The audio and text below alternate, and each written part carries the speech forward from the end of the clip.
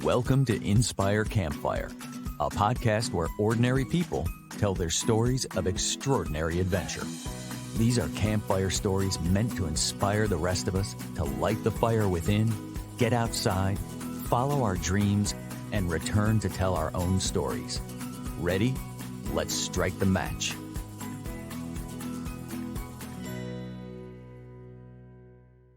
Welcome to the show. I'm your host, Scott Wurtzbacher, and today we're going to talk about recognizing the abundance that surrounds us and using it to serve others in order to, plain and simply, help make the world a better place.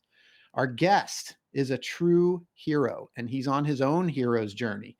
Brad Israel from Mobile, Alabama is with us today.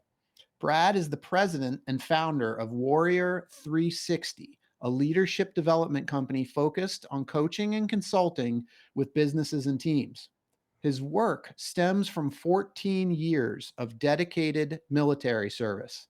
On September 11th, 2001, Brad heard his call to adventure, and he followed through by joining the United States Army. In his time there, he became an Army Ranger, a combat commander, and a Green Beret. And he served in combat on multiple deployments to Afghanistan during Operation Enduring Freedom. And while Brad's story is filled with bravery and courage, leadership, and a sense of duty, what is most inspiring to me is his attitude of abundance and gratitude, and how even in the face of adversity, he shared these incredible gifts with others. Friends, get ready to be wowed and inspired. And Brad, welcome to the campfire. Thanks for having me, Scott. I look forward to our conversation this morning. I am so excited, and I just want to start off with a huge thank you for your service. I appreciate that. Thank you very much. Yeah, so Brad, your story, we're going to start with you as a sophomore in college on 9/11 and how this all unfolds for you and this desire to join the Army. And I wonder if we could just jump right in there. Yeah, that was many years ago, um, and it really was that one of many decisive moments in my life that I would say I kind of had a pretty clear understanding of I needed to go do this. It had never really crossed my mind. I'd grown up playing sports and was competitive in football and loved the competition aspect of things. But when that happened, it just really struck a chord, like it did with so many in our country, and sent me on this journey of self reflection to really look under the hood and see who was I and what did I have to offer. And that's kind of what I would say sent me on this research and wanted to meet as many people that had graduated from Hampton Sydney College, where I was in school, that had gone into the service, so that I could start to understand and appreciate their stories, and then see what commonalities I had as I was narrowing my list on wanting to go into the Army. And we had a great mentor up there, General Sam Wilson, that had just deeply impacted countless number of men that ended up going on to graduate from there. And he was like a grandfather to me, and he took me under his wing and really taught me an enormous amount too. But that was where it all started, was when that happened that morning. I was a sophomore sitting in a psychology class, and so for sure the flame was lit, and I knew that at that point I wasn't going to want to go just do the typical route and go to college and then go right into business or whatever I was kind of being pushed into, because I didn't have a clear vision on what was next. And then this was it. Yeah, I wonder. So a lot of this podcast is kind of modeled after this concept of the hero's journey, and it starts with this call to adventure. And I didn't mention in the intro, and I should have, you have an incredible TED Talk, and would love to direct people to go check out your TED Talk. One of the things in your TED Talk that you said was that event, 9/11, ignited a flame in you that made you want to serve. And to me, it's like that's that call to adventure, this flame that was ignited. And you just used that word flame again a second ago. So I wonder if you could just tell us what was it like sitting in that psychology class, or just that sort of general time period What did that flame feel like? Like, was there emotion that came with it? Was there anger? Was there, I just wonder if you could talk a little bit about that flame. For sure, that there was definitely emotion, and I think where General Sam played such a critical role in my life was that you need to be able to take a step back from the emotion and try. Everything we do is got an emotional context to it, but then can you run it through the logical, the more rational part of your brain too? Because the reality is that emotion, to go make an enormous commitment like that with your life, if that's that the minute you hit adversity in the military, that could quickly change. And so you've got to really understand what you're getting yourself into and the sacrifice that you're about to make and the discipline required behind that sacrifice in order to see that all the way through. And so I think he was there to kind of temper my emotions with, you need to think of this holistically all the way through with why is it that you want to go do it. And I would also share with others that experience things and whatever it is that they want to pursue, especially in in the call to adventure, in the hero's journey. Sometimes these things will pull at us, and we will try to talk ourselves out of it. But in your mind, you have clarity with what you need to do and what the next step is. And then it's just having the courage sometimes to take that step. And for me, that was because I did. I mean, I remember I talked to my parents, and my grandfathers had both served, but then there was a generational skip, and so they were never saying you don't need to go do this, but they were certainly, I mean, as I would be if my any of my three young boys wanted to go follow in my footsteps.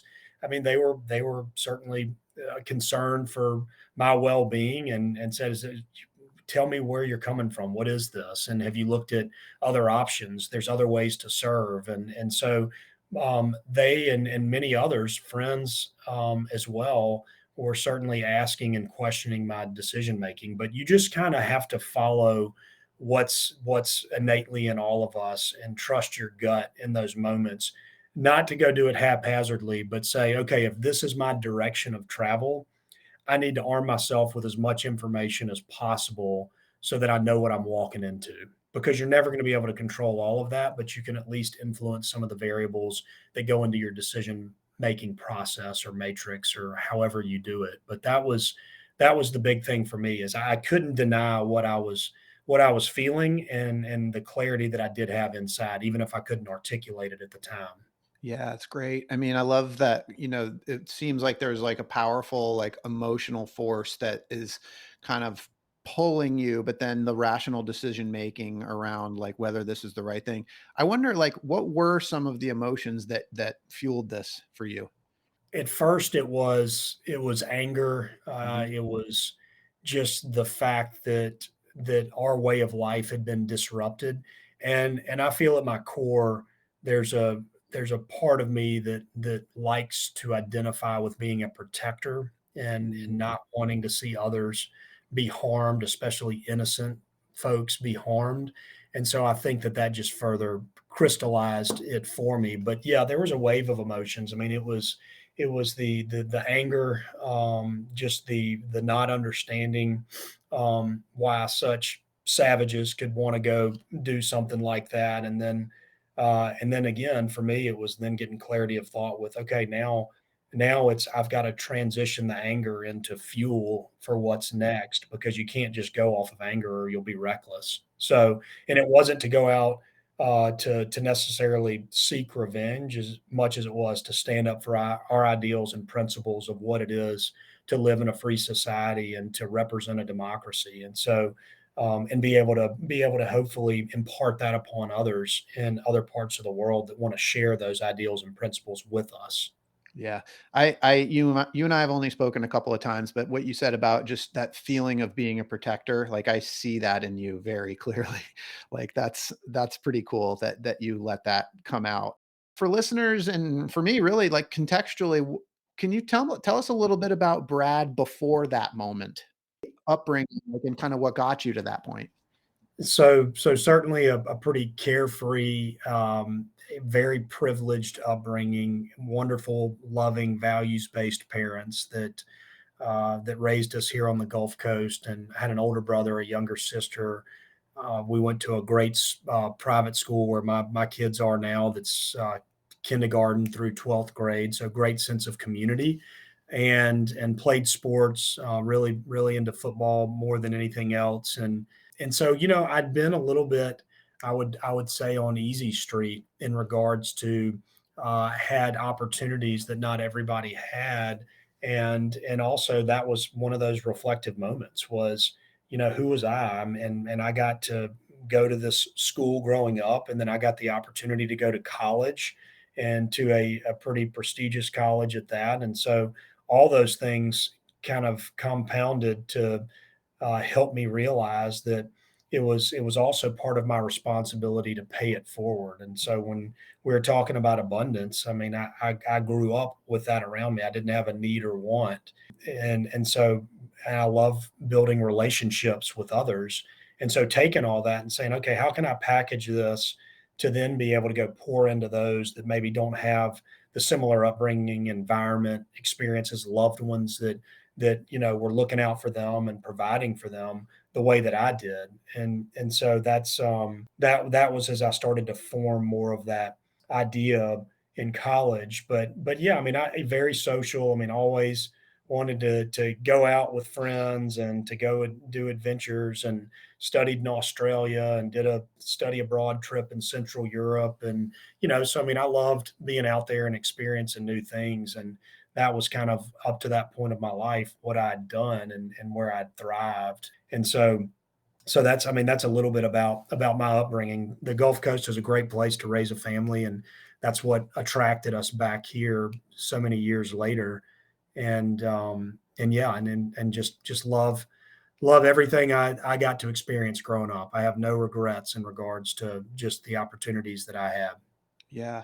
I mean, it sounds like you had almost a, you recognize the abundance that you had, and you talk about that in your TED Talk. We're going to get into that a little bit more, but it sounds like this event happened on September 11th that maybe caused you to feel a greater sense of gratitude for the abundance that you had, and sparked this sort of sense of responsibility to go do something for people that didn't have that abundance that you had. Is that am I reading that right?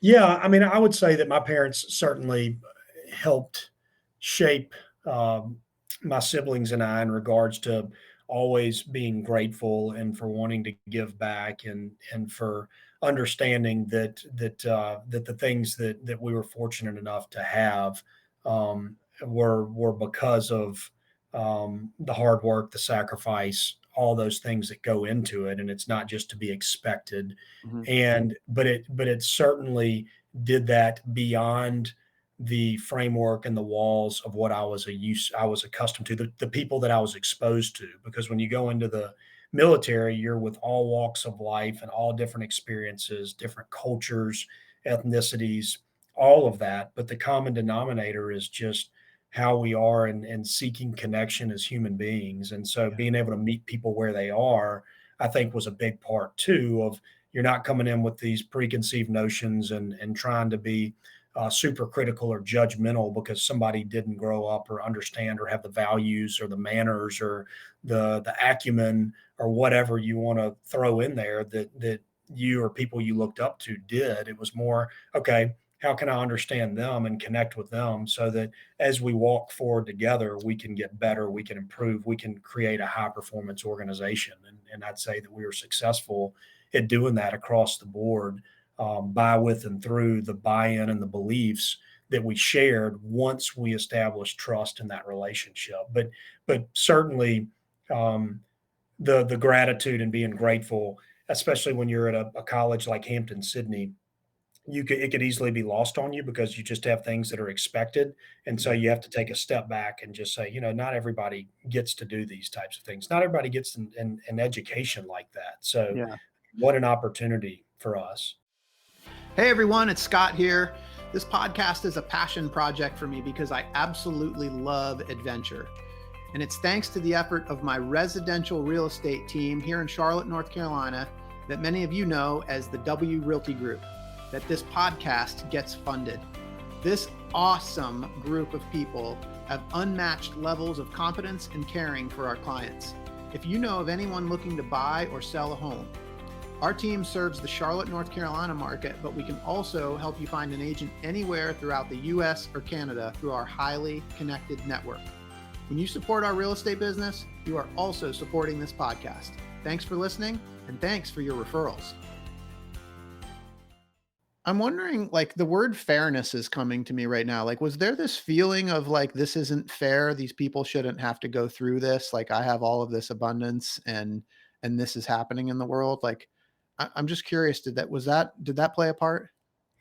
I don't know. I wouldn't say fairness as much as how do you help people actualize, and how do you help them see that just because they may come from one experience growing up or one stereotype doesn't mean that that has to be the shackles that they wear for the rest of their life. Because there's been Yeah. so many stories in our civilization of people that have come out of poverty, or that have conquered whatever demons that they had to wrestle with, and come out victorious on the other side. And so I think it's more helping them understand that, and not subscribe to the victim mindset, but more from the warrior's mindset of, okay, what do I need to do to be able to control the things that I can control, which a lot of it starts with my beliefs and my self-talk, and then the impact that I'm having for myself and for others, and how that's going to affect our team, how that's going to affect me and my long-term outcomes. And so, it wasn't. I mean, the cliche of life isn't fair is certainly true. And so, I mean, I think if you buy into that, you can start really trying to subscribe more to the victimhood that a lot of our society believes in, versus, okay, well, what do I need to do to change the outcomes, versus just, kind of being a passive observer and subscribing to apathy more than action.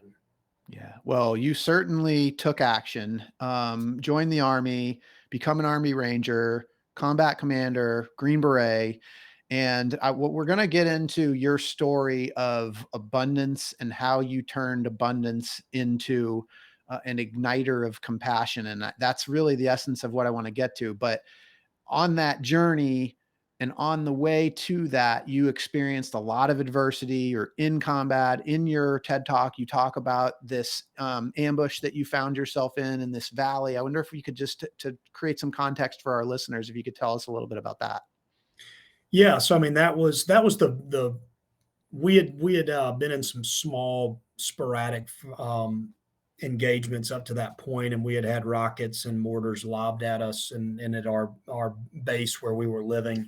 But that was we were trying to identify a location for a combat outpost on the Pakistan border, because that was a mountainous area. We were probably about 8,000 to 9,000 feet in elevation. It was pretty dense, heavily wooded, and the roads were dried out riverbeds called wadis that led you across the border. It was a porous border, and so a lot of times your Al Qaeda network, your HIG, your Haqqani fighters were finding safe haven and sanctuary in Pakistan, and going right under the nose of the Pakistani military checkpoints to come across to engage with us, or to go wreak havoc in the villages.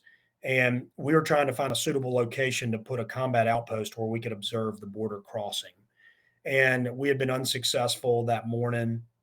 We had a long convoy. The problem with those dried out riverbeds is, as you can imagine, the rivers aren't on top of the mountains. The rivers are down in the valley floor. So now you've got high ground all around you, and pretty significant high ground with, some rock faces and cliffs, and a lot of trees, and a lot of great concealment for the enemy to be able to hide in. And so we had come out of one valley, and we were entering another to see if we could identify a spot. And we were those types of missions, you're really a sitting duck unless you've got close air support on station, or you've got some helicopters that can kind of provide your overwatch. And if I'm the enemy, all I've got to do is sit at the entrance or the mouth of that valley and count your vehicles coming in, and say, okay, we've got 8 vehicles coming in. There's one way in, there's one way out. So let's initiate our assault, our ambush at this juncture. And so looking back on it, it wasn't surprising from the advantageous terrain that the enemy had, but it was surreal because that was probably the first moment where it was an overwhelming barrage of firepower initiated with rocket propelled grenades that were raining down on us. And you had that thought in your head, good Lord, they're really trying to kill us. And, you'd obviously been through training at this point. You'd been through live fire exercises, and we had been in country for not even 3 or 4 weeks, probably 3.5 weeks at this point. But that for me was kind of a wake up of, yeah, absolutely, it's game on. That's what they're here to do is they're here to find, fix, and destroy you, just like you are to them. And so it changed the way that I looked at that for the rest of my time, any mission I went on or any deployment. We found ourselves where they tried to box in our front vehicle and our trail vehicle, because if they could disable those, then they had us in the kill zone, and they were machine gun fire, small arms fire from our front. So at our 12 o'clock, and then from our 3 o'clock and our 9 o'clock. And thankfully, they were not able to disable our vehicles. We were able to push through the kill zone, which is what we did as we returned fire. But when you've only got a small amount of vehicles and everybody else is inside the up armor, you're only returning fire with one weapon system per vehicle. So you've got 240 Bravos, you've got Mark 19 grenade launchers, and you had 50 cal machine guns. Well, our gunner on the rear vehicle got hit with shrapnel and kind of peppered him down the side of his face and neck, which caused a lot of superficial wounds. But at the time, you didn't know that, and a lot of bleeding. And so he drops down. So now we're down a vehicle. Our sister platoon is not close enough where they can engage yet, because they're still entering the valley, entering the mountain pass from the valley floor. So we find ourselves boxed in, and we pushed through the kill zone. And then the first thing we did was made the call to get guys out of the vehicles and let's climb the high ground.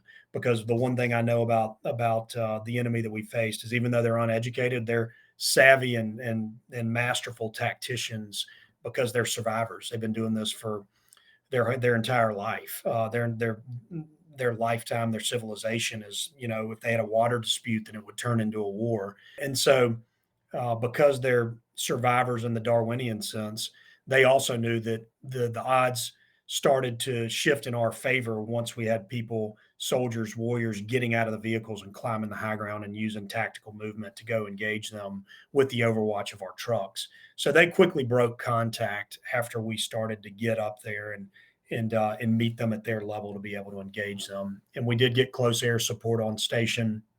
We were able to cut off their exfil back to Pakistan and drop some pretty big ordnance on them, and we were able to live to fight another day. But our trucks were limping back in there with busted windshields and tires shot out and bullet holes all riddled throughout them. And that was one of those, probably by the grace of God and a lot of prayers too, that we didn't find ourselves with a lot more casualties than just our one wounded, who ended up coming back and joining us too. So yeah, it was intense. I mean, and that kind of set the conditions for my mind to recognize that you're always going to have fear in those moments, but you got to be Sure. able to act and push through it regardless. And so critical how we fall back on training, because it becomes instinctual, and then you don't have to think, you just have to do. Yeah. And for a lot of us, you can get frozen in the moment. I remember my gunner was a young guy, and he was a private. And as we got into that, he looks down at me and said, "Sir, they're shooting at us." I was like, I said some choice words and told him to return fire, because it was one of those moments he was probably feeling the same way. He was saying, "Oh my God, here we are. I've had drill sergeants standing over me my entire career up to this point, telling me what to shoot at and what not to shoot at. And now I've got to be making that decision and engaging targets as they present themselves, which Yeah. are real Man. human beings." It's real. Like, one thing I noticed in your TED Talk that just struck me, like, just kind of recapping what you just said, you mentioned, like, when it first started happening, you felt like time stopped, but then you you realized and you knew that you had to step into action.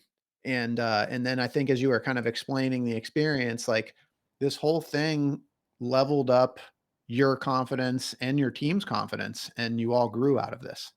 Yes, for sure. And that's such a big thing too. I mean, and I think that's a big thing in leadership is it's what people look for is confidence in their leader. And I think it's balanced with a good dose of humility so that you're not seen as arrogant. And that's one thing I wanted to make sure too, because just because we survived that one didn't mean that we were bulletproof, Right. because I lost a lot of good friends that I considered bulletproof. So it was, how do you balance that and learn from it? We was like, okay, let's create some truths. A few are is we're never going to drive into an area where we can't have the tactical advantage with the high ground. And that either means getting out of the vehicles and walking it. And if it takes multiple days, then so be it. Or making sure that we've got close combat attack helicopters on station or close air support on station. Make sure we've got good comms, because that was the other thing is our communications were terrible. You'd have to get out the satellite antenna, which we couldn't do at that time, to be able to relay back to our higher headquarters to let them know what was going on. And so all those things became part of it. But yeah, it was definitely clarity for us and provided confidence going forward. But one of those moments that you had to learn and grow from and not get blind confidence with what you were doing. Yeah. Yeah, so this is the part of the story where, you're facing some really, really harsh adversarial conditions. And I just want to kind of demonstrate that for listeners, because the next part of our story is more the heartwarming piece, honestly, and the part that really inspires me. But I think it's important for us to understand, like, again, the conditions that you were in, right? But the story kind of changes a little bit when you've got this great team. You guys have built up this confidence and have been able to withstand these tough conditions. But then you're transferred to another team. You're transferred to lead another team, and this is where kind of the second part of our story about abundance comes in. And so I wonder if you could just kind of take it from there and walk us through this way in which the abundance that you had growing up becomes something that you're able to share and turn into a compassion. Yeah, and let's first let me own the part of the story where I was moping because I was, voluntold that I was leaving my platoon that we had helped build into this high functioning organization, and and had gotten them to a point where I felt so good about that I didn't get to reap the rewards of being with Mm, them for the rest of the deployment. And that was really hard. And I tried to resist the opportunity that the colonel was giving me, the battalion commander at the time. And he said, I understand and I acknowledge all that, and I can relate. However, you'll have your bags packed, and we've got a helicopter inbound to come get you, and you're heading out to Gamal, which was a different area. And all I knew about Delta Company was that they were considered the where everybody sent a lot of their soldiers that they didn't want, which was a horrible stereotype for that organization because it wasn't true. But when they were standing Delta Company up, it was a heavy weapons company, and so they went to Alpha, Bravo, and Charlie Company and said, "You've all got to send 30, whatever the amount, plus soldiers to this new company." Well, we're all driven by self interest.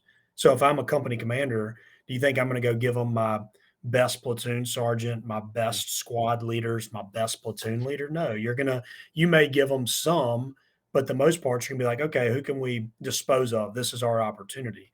And that's what started to take shape. Even if it wasn't true, that's what people started to believe. So when I got over to Delta Company, it was a it was a broken team. It was absent leadership. They had fired the platoon leader before me in combat, which is pretty rare, and and so that's where I was showing up. And I got there, and guys weren't communicating. Nobody really cared who the new officer was that was going to be taking over this platoon, because they in their minds had already made up that it was going to be just like their last experience, because that's how we are too, right? I mean, we look for things that we can associate in our past, and then we self-justify the view that we're looking at the world through based off of those experiences. And so that's what I walked into, and quickly realized that I didn't have a lot of time on my side to try to right the ship, because we were getting asked to go back out on combat operations. Also en route there, the first sergeant of that company and four others were killed in a catastrophic Mm. improvised explosive device that happened right near that new forward operating base. And so I never even had the privilege of working with him. And I'm showing up literally as they're going through the grieving in the mourning and the emotions of losing folks that I didn't know very well. And so Mm. I'm coming in and you're having to really dial up the empathy because I'm the new guy and they don't want anything to do with me because they're over here upset and rightfully so. And so there was just a lot of emotion at play for me. And I quickly had to transition out of that mode of feeling sorry for myself to I needed to be there for them because Yeah. of what they were experiencing. And then quickly also recognize that a lot of them were broken and had bought into we're this or we're that labels. And that's when we started revisiting how can I get all these guys adopted like I did with my last platoon by families that will care them, that will pour into them, that will love on them, that will pray for them. And so we started doing that. I started interviewing them, getting to know them, where they were from, were they married, what was their upbringing like, what were their hobbies, what sports were they interested in, what they want to do outside of the army, all those things, and created these little bios on each one of them, and then sent them back. And that's where my mom really took some ownership and initiative and started in the community here in Mobile, getting these families adopted to the point where some of them still keep in touch to this day with those soldiers. And then we opened it up even beyond that. There's a great nonprofit that allowed it was adopted. I think it was I can't remember the name at the time, but it was essentially adopt a soldier.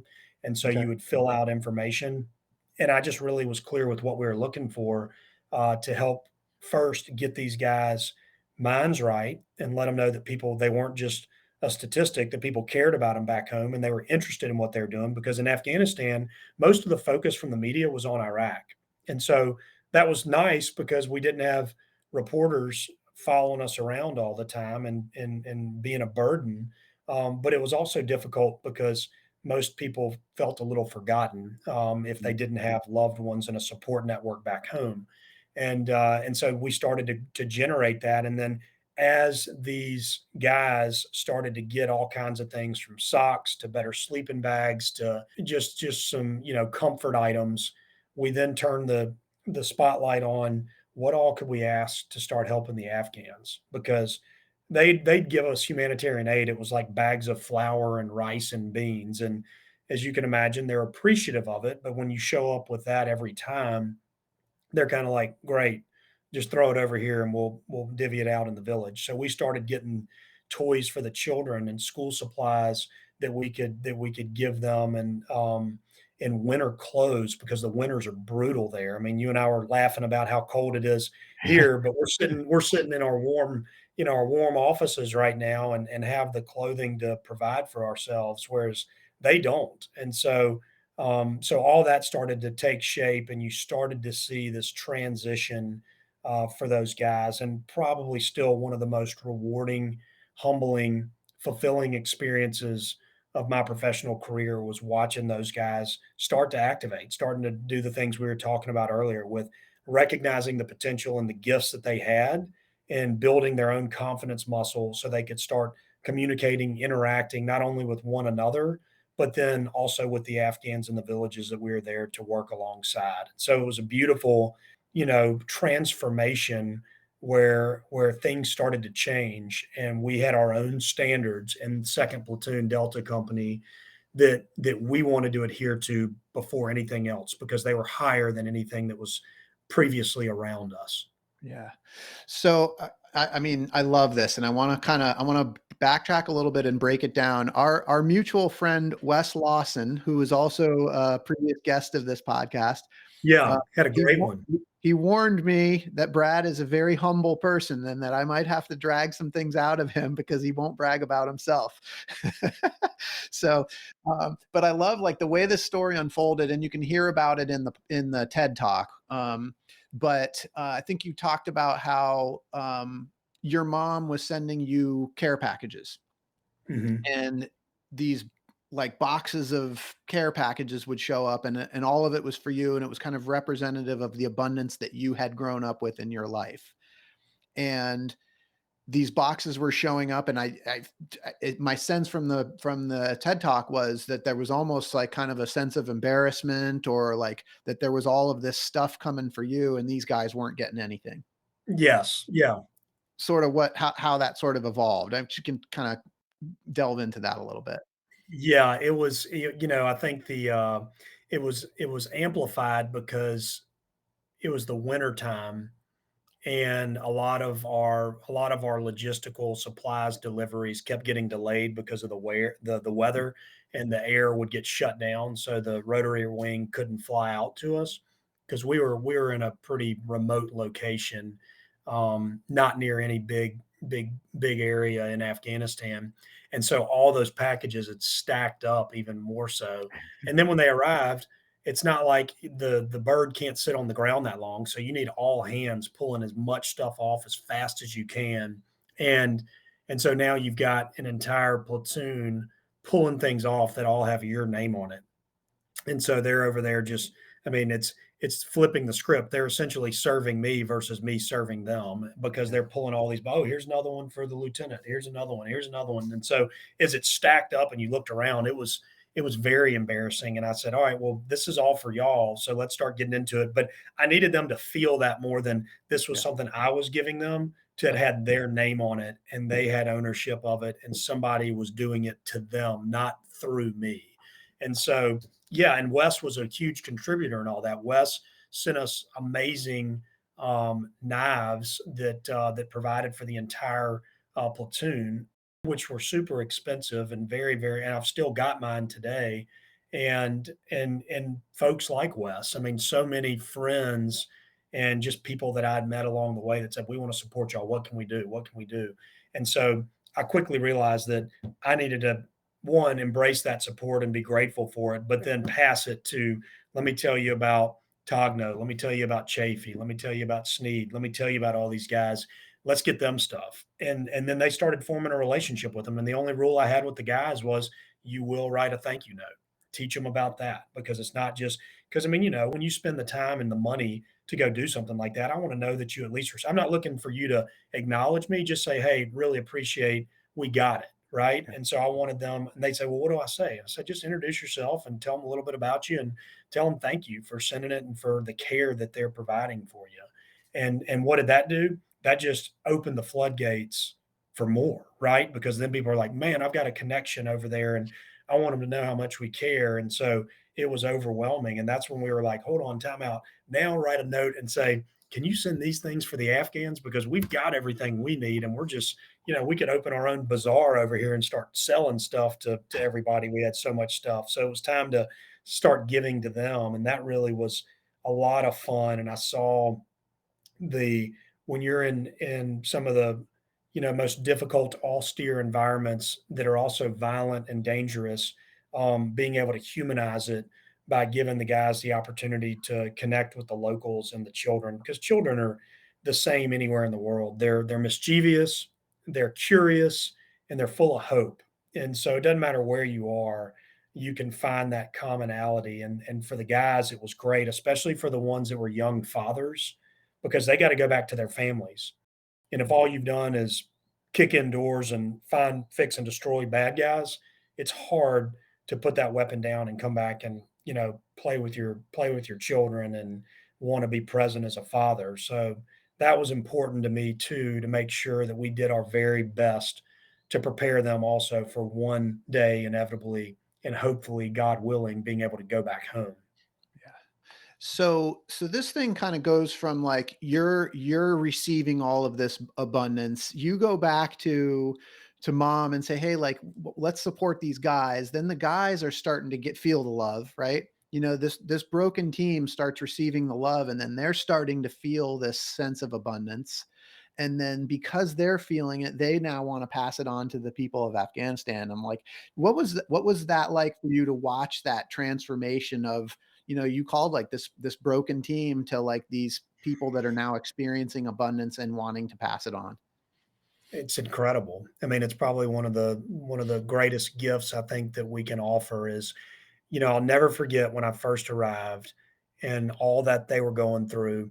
And just when I walked into the sleeping area where we all were, how quiet it was and how people were just kind of absorbed in self with, playing on a handheld video device, listening to music, reading a magazine, taking a nap. It was really quiet. And maybe that was because of what they're going through at that moment, but then I recognized it again day over day. And as we started to make that transition, and you fast forward a few months, that little team room sleeping area was now full of energy, full of life, full of communication, full of laughter, full of joy, even in combat, because it could be, because we created the conditions for that. Because you had I wanted to try to help everybody with, we have an on off switch, and when you put your kit on and you're ready to go and you've got a mission focus, yeah, it's not time to be screwing off and messing around. Mhm. But when we get back, you can't maintain that steady state for Right. 16 months. You've got to have time to be able to laugh, joke, unwind, pull pranks, do all that stuff. And that's what we started to create and breathe life into. And so that was probably the indicator for me, was when I saw it go from just quiet, focused on self, to now focused on others and interaction and laughter and things like that. You knew that we were heading in the right direction and we were well on our way, and that they could do this without me and we could be an extension of one another. So if we went into a village, I could take half the guys, and one of my squad leaders or the platoon sergeant could take half the guys, and we were going to be the same in regards to our attitude, our behavior, Mm. and our impact on the locals. And so that was really, really cool. And that was a remarkable experience to be able to look back on and say, I've got a darn good group. And we were small and mighty. I mean, like, we didn't, my light infantry airborne platoon was a lot bigger. We had probably 10 or 11 more guys. And, that's a lot more when it comes to security and posture and just assets available to you.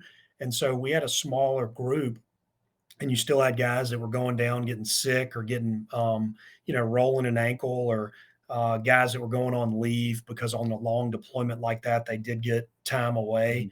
Mhm. And so, we were constantly having to kind of shuffle the deck. And another thing that often people don't think about is when you're in combat, you're pulling security 24 hours a day, 7 days a week. That isn't easy, because you're sitting there in all the worst of worst conditions, the freezing temperatures with high wind chill, snow on the ground, or the hot summer days with dust storms kicking up all around you, or hailstorms, and you're sitting there behind the gun, Yeah. and you're providing protection for the rest of the team. And it's usually a minimum of 3 to 4, sometimes even more, depending on the threat, if we're picking up intelligence on anything. And so that isn't easy. And so to be able to get that group to gel like that with all the different obligations pulling at us, was really, really just an incredible experience. It was, like I said, so humbling to see them buy in, because then they took it and ran with it. Yes. I mean, I can only imagine. I'm also kind of want to share with listeners that there's a whole nother troop that was at play here in this experience. So you guys are the soldiers on the ground serving the country, but this whole story that we're talking about wouldn't have happened if there wasn't a whole nother band of soldiers back in the United States led by your mom. Yeah, yeah, Right? I wonder if you could talk about the people that were back here because, I just think so many of us, we look with admiration and gratitude at folks like yourself. Like, so thankful to have somebody like you serving our country, keeping us safe. But you guys also got fed by the people that were here that were sending that abundance to you. And I just wonder if you could talk about that troop of soldiers that your mom was leading here. oh man, they're certainly more intimidating than us, by far, because they had the tenacity and persistence. I'm pretty sure mom had a yellow ribbon on every oak tree in the greater South at some point, just to keep awareness while everybody was going about their daily lives with what was going on overseas. Because I mean, as you remember, when 9/11 happened, we did come together as a country, and President Bush had the highest approval rating of any president in modern day history at like 86%. But you fast forward 4 or 5 years, and it was already forgotten. People had already moved on. Not the families that had been affected by 9/11 and all the soldiers and all the loved ones that we had lost, but the rest of society had. And so she was not going to allow that to fall off the radar. And the Colonial Dames Society and getting her siblings involved in South Carolina, and my dad's side of the family, scattered from Alabama to Georgia, all the way up to Chicago and Arkansas, and just all over. It just spread, and that message spread, and so she just was a force multiplier for good. And then they had a group that they had these rag dolls to love, I think was where they got the materials or the name of the group. And then these ladies would get together and they'd sew these dolls, and that was a way for them to connect and also be able to process the anxiety and the stress and the things that they were carrying. Because for loved ones back home, when we're doing our thing overseas, they don't know if we're in harm's way at that very moment or not, but they assume that we are. Yeah. And so they live in a constant state of kind of alert and stress that we don't understand, because we're gone and we're doing what we love doing.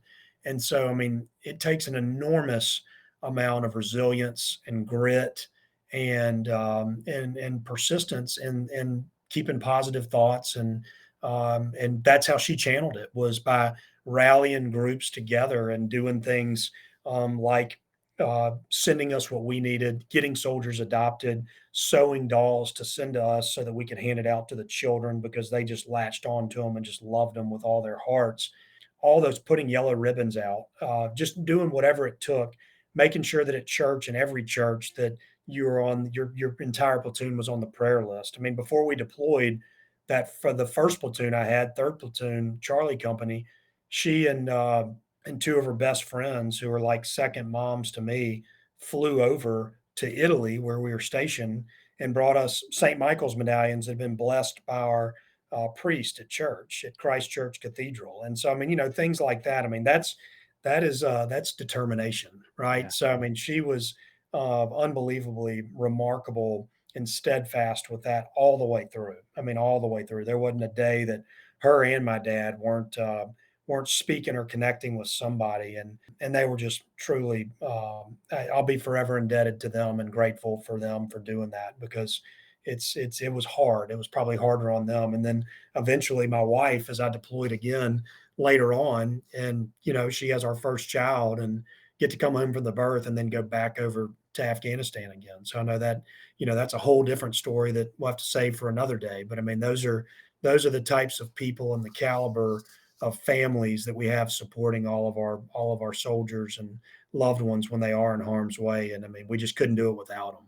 Yeah, and Brad, there's just this amazing abundance mindset that's central to all of that, and it's part of like you, your mom, your family. I'm sure your wife. Like it just you, it's in there.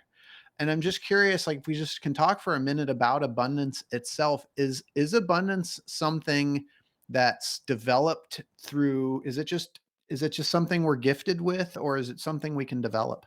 I believe it's something we can develop for certain, because all these experiences we have in life shape us. And it starts at a young age, and you've got to have the ability and the awareness to make the intentional choices that will be in support of the abundance mindset versus the scarcity mindset.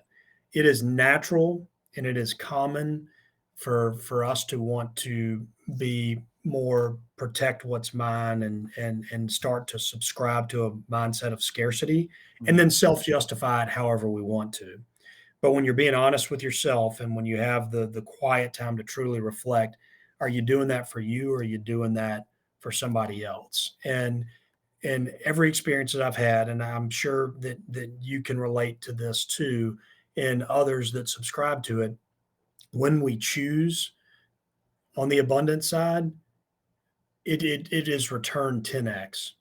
it has returned 10x every single time because of the relationships and the joy in the moment that you feel, the connection that you have, the groundedness that you experience. All those things are just they just become ingrained in it, and then I think it just catches more and more momentum for you, for any of us, and helps us recognize when are we, because we all will struggle sometimes and go back to the mindset of scarcity of, well, this person's doing this, and so this should trigger this reaction from me, or I could lose this opportunity.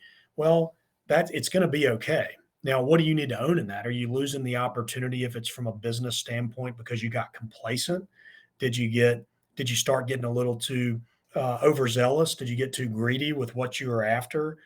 Did you lose focus on what you truly were there to do and what you were called to do in the first place? So where can you own that, and what do you need to do to make it right to go back to it? Because I mean, even going out on my own and having my own business, there have been times where clients come and go, and you beat yourself up on it, and you're like, what could I have done different? Or, oh my gosh, and you start freaking out, I need to go do this now, instead of just saying, you know what, it's going to be okay, because I surround myself in a network of extraordinary people that genuinely want to see me be successful, and I want to see the same for them. And so it's how we start to spread that with good people helping good people, and then trying to help others become like that too. But I do believe a lot of it is our environment and how we're shaped through our experiences, and then looking for it, because when we set our minds on things like that, it starts to unlock those doors and those opportunities, versus always being a cynic about it and saying, well, it's never going to happen. Well, sure, if that's what you look for, you're 100% right, and you can justify scarcity all day long. So if you choose to live that way, I believe you'll have a life of regret when you're going to take your last breath. Well, Brad, I mean, I love you're the real deal, and I know that your 14 years of military experience has kind of transitioned into this business world, and I've like people that get to work with you are extremely lucky. I wonder if you could just tell us a little bit about what it is that you're doing now. Who are the kinds of people that you work with, and yeah, just little update on that. Yeah, so I've been fortunate I got to be a practitioner after I got out of the military, and went and joined 68 Ventures, which was a parent holding company here on the Gulf Coast. One of my closest friends was the founder, and he served, he was in the Marine Corps. And when he got out long before I did, and he got into the real estate, home building, and kind of a lot of other services like that. And so he got so busy that he said, I love the people side, but I also am a deal chaser, and I love the next opportunity. I can't do both. Will you please come on and help me on the people performance side? And so not HR, because I certainly don't have that background, but more just how do we help people actualize the potential that they have to be able to achieve greatness, and to be able to drive value in what they do, so that they can be the best of what they're capable of. And so that's the lane that I got to swim in, and then I got to be a practitioner in that space to try out what worked and what didn't work, because he had to reel me back a lot, because I try to bring a lot of things straight out of the military. And he said, if you try to implement this, everybody will quit. Like, you need to think of another way to go about it. And so it was great having such trust and accountability, with such a close friend, to also help shape the path of the direction we wanted to go. And then we started Warrior 360, and that was our internal leadership brand, and then started getting to bring that externally. And so I work with companies from startup to Fortune 500 publicly traded groups, and the common denominator there is people. And no matter what size or complexity of the organization, you're going to have those challenges. And so I get to do one-to-one work with a lot of the leaders and emerging leaders inside these organizations. And it can be everything from working in the shipyards, doing ship repair work, which is one of my biggest groups, to renewable energies, to agriculture technology, to engineering and surveying. It's because people ask me, are you specific to one industry? And I'm not. It's agnostic, because we're talking about human performance, and unless we're just using AI all the time, and you've got people involved, then there's going to be a place for it. But get to work one to one, get to do a values based curriculum workshop, starting with the journey on self awareness, and then injecting our values, understanding how we start to master self, before we start trying to engage and lead others.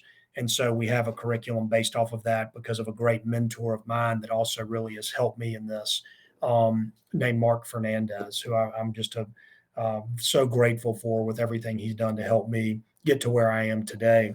And then I'll get on stage and do keynotes from time to time. But that's, where I really enjoy is being inside the companies, building the relationships, establishing the trust, understanding how the business operates, because then that'll help me understand where some of the leader behaviors are coming from to then be able to offer up things that I think would be most applicable to that organization. Yeah, it makes sense. And I think if you want to develop self-awareness, you want to work with somebody that's walked that path. And I have to believe that in your time in the military, you developed some self-awareness. And then you can go ask my wife's my best. She gives me plenty of feedback too. So I still have that right there, I and love she's it. been great at helping me in all those areas too. Yeah, if organizations or people want to find out more about you or learn how they can work with you, what's the best way for them to do that? Yes, I mean, they can find me on LinkedIn, or they can go to my website, warrior360.co. And probably the best ways, I'm pretty easy to find nowadays. But yeah, they could go to that or go to my website. And I think it's got my contact information on there, but it's just Brad at warrior360.co. Great. Brad, for people that are inspired by your story and specifically your sense of abundance, such as myself, I'm incredibly inspired by your abundance mindset. That would like to develop a similar sense of abundance and move towards abundance and away from scarcity. Like, what are some practical things that those people can do? I mean, I think it's being insanely curious and gravitating towards people that you see that in, and so that you can start to learn based off of the examples that they have, and then you can be modeling that on your own. But then it's just day to day. I mean, I believe in, until we're conditioned and form those new effective habits. If you've got to put reminders out there to just every day write a letter of gratitude to somebody that's impacted your life. And I think what you do is wonderful because you get to connect with so many different people that inspire you and inspire your listeners, your audience. And so little things like that, but having a simple list to just keep it top of mind and remind yourself of what are the things I want to do, what are the things I want to be known for, and how I can recognize that in others is really, I think, a great place to start. And then you'll start to find momentum or a gravitational pull, not only towards others, but towards the things that you find a lot of fulfillment in doing. That's kind of the do good, feel good model. Because, I mean, at the end of the day, it is all still any of these things that we do. You could say, well, there's a selfish component to it because it makes you feel good too. And I think depending on what's your intent and how you're deploying that, then I'm okay with it. And I think we should be because we're trying to impact others in a positive way. But the opportunity to mentor as well. I mean, we're getting to the point where we don't feel old, but we've been around for a little while, and there's a lot of guys and gals that are entering the workforce and have no idea what they want to do, and they probably on the outside image are trying to portray confidence and conviction and what it is, but just being real with them and letting them know some of your story so that they can lean on you for questions, for counsel, for advice, or just for a listening ear. And I think that means so much to folks, and I've really enjoyed having the opportunity to do that. And often it'll be even with early morning workouts, getting some of these folks that I've gotten close with come work out with me, and then just listen to what's going on in their world and anything I can do to help them. And that what a great way to start your day. I mean, you get to exercise and you get to be around somebody you care about and hopefully can help. And then it just starts to build from there. I think you just start small. Don't try to do too much. But I love the ability to bookend your day with the positives. No matter what happens, we're gonna start it and we're gonna finish it with things that center us back in who we need to be, because then that's going to transition into getting better sleep and waking up with a clearer thought of who we are tomorrow. Brad, you're an incredible inspiration. You've lived this very purposeful life and it shows. I mean, I'm incredibly impressed. I feel honored to just be on this call with you right now. And I just know that at some point, Hollywood is going to pick up on your story and they're going to want to make a movie about your journey. And I want to know when they do, who's going to be the Hollywood actor that's going to play you in your movie? Well, I'm glad that you warned me on this question because I would totally have botched it, and certainly had plenty of feedback from the family.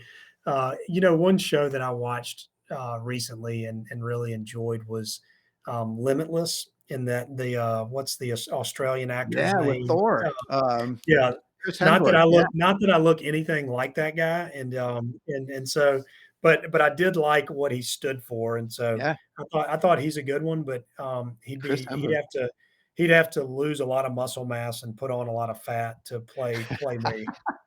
I love it. That's awesome. He's cool, man. I like him. What's your movie going to be called?